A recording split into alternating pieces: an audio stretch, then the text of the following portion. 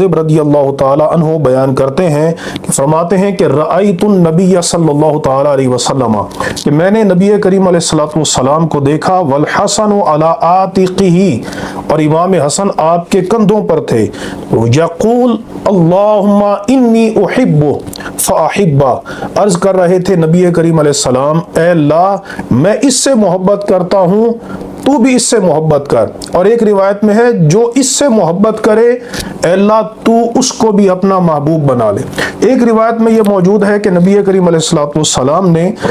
حضرت امام حسن امام حسین رضی اللہ تعالی عنہما دونوں کے متعلق فرمایا، سرکار نے فرمایا کہ من احبہما فقد احبنی، جس نے ان دونوں سے محبت کی اسی نے میں مصطفیٰ علیہ السلام سے محبت کی، ومن ابغضہما فقد ابغضنی، اور جس نے ان دونوں سے بغض رکھا، کینہ رکھا، عداوت رکھی،